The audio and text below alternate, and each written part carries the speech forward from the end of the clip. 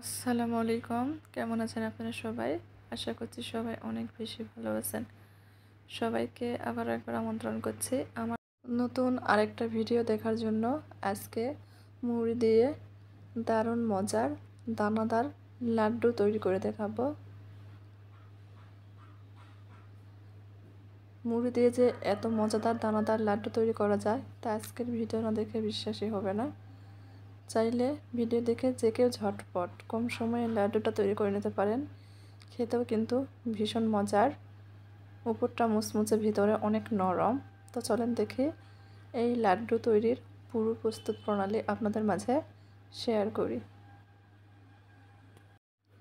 এখানে একটা বোল নিয়েছি, বোলের মধ্যে আমি চায়ের কাপে মেপে 3 কাপ মুড়ি নিব। মুড়িটা মেপে নিচ্ছি। অবশ্যই এখানে মুচমুচে মুড়িটা ব্যবহার করবেন। মুড়িটা এখন আমি একটা ব্লেন্ডারের জাগে দিয়ে দিব। খুব ভালোভাবে মিহি করে ব্লেন্ড করে নেব।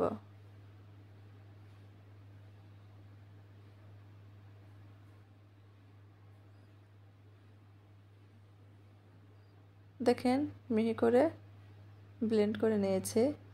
আবারও মেপে নিচ্ছি। একেবারে মিহি গুঁড়া করে নিয়েছি।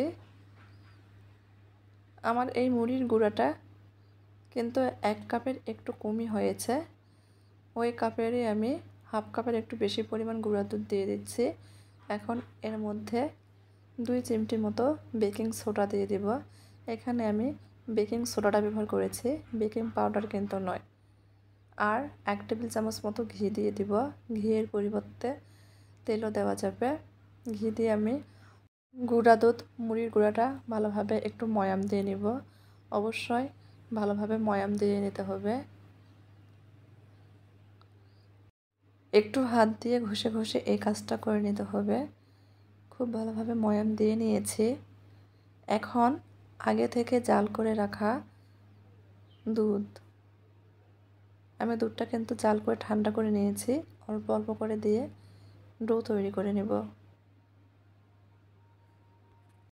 মুড়ির এই ডোটা একটু নরম করে তৈরি করে নিতে হবে। শক্ত করে ডো তৈরি করে নিলে কিন্তু লাড্ডুর শেপ দেওয়া যাবে না, লাড্ডুর গায়ে ফাটল থেকে যাবে। সেক্ষেত্রে পরে যখন আমরা লাড্ডুর বোলগুলো তেলে ভেজে নেব তখন ভেঙে যেতে পারে। সেজন্য অবশ্যই নরম করেই এই খামিরটা তৈরি করে নিতে হবে। আমি অল্প অল্প করে পানি দিয়ে খামিরটা তৈরি করে নিচ্ছি। মুড়ির এই খামিরটা তৈরি করতে আমার 1 কাপের উপরে দুধ লেগেছে, অর্থাৎ 1 কাপ আর 2 টেবিল চামচ। 2 টেবিল চামচ আর 1 কাপ দুধ দিয়ে আমি মুড়ির ডোটা তৈরি করে নিয়েছি। দেখেন কতটা নরম। এখন হাত পরিষ্কার করে হাতে ঘি মেখে নিয়েছি।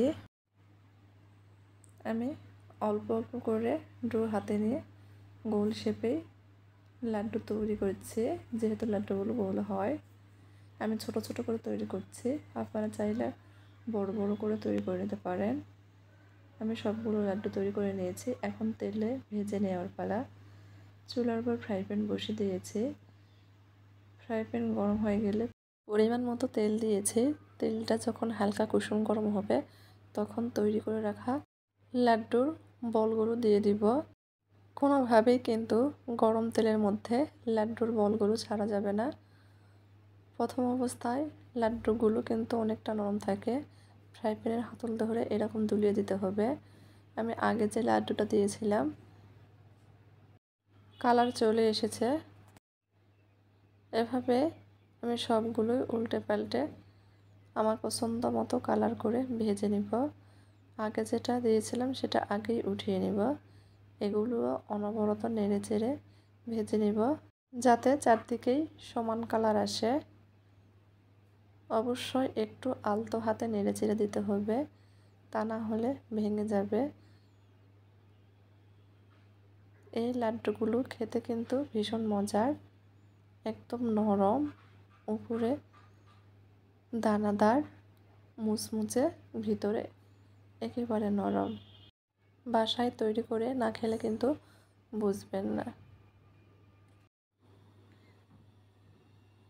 অনবরত নেড়েচেড়ে লাড্ডুগুলো ভেজে নিয়েছি। কালার চলে এসেছে, এর থেকে বেশি কড়া করে ভাজার দরকার নেই। এখন তেল ঝরিয়ে উঠিয়ে নিব। উঠিয়ে নিয়েছি, সাইডে রেখে দিব। চুলার উপর একটা কড়াই বসিয়ে দিয়েছি। কড়ার মধ্যে আমি হাফ কাপ চিনি দিয়ে দিব, হাফ কাপ পানি, অর্থাৎ যে পরিমাণ চিনি তার সমপরিমাণ পানি দিতে হবে। চুলা জ্বালিয়ে দিয়েছে, একটা এলাচ দিয়েছি সুগন্ধের জন্য। এখন অনবরত নেড়েচেড়ে অপেক্ষা করছি চিনির মধ্যে বলক আসা পর্যন্ত। বলক চলে এসেছে, চিনির এই শিরাটা একটু আঠালো হওয়া পর্যন্ত আমরা জাল করে নেব। যখন চিনির শিরাটা আঠালো হয়ে আসবে, ভেজে রাখা লাড্ডুগুলো দিয়ে দিব। দিয়ে আমরা নেড়েচেড়ে জাল করতে থাকব।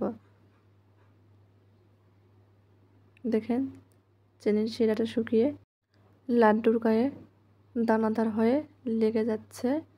এই পর্যায়ে চুলাটা বন্ধ করব, পরে পরিবেশন করে দেখাচ্ছি। ঠান্ডা হওয়ার পর পরিবেশন করে নিয়েছি। খেতে কিন্তু ভীষণ মজার। একটু বড় করে তৈরি করলে দেখতে ভীষণ ভালো লাগতো, তো যাই হোক আমি ছোট করে তৈরি করে নিয়েছি। সাধারণত লাড্ডুর শেপ কিন্তু একটু বড়ই হয়, তো যাই হোক দেখেন উপরটা কতটা মুচমুচে। এখন ভেঙে দেখাচ্ছে ভিতরে কতটা নরম।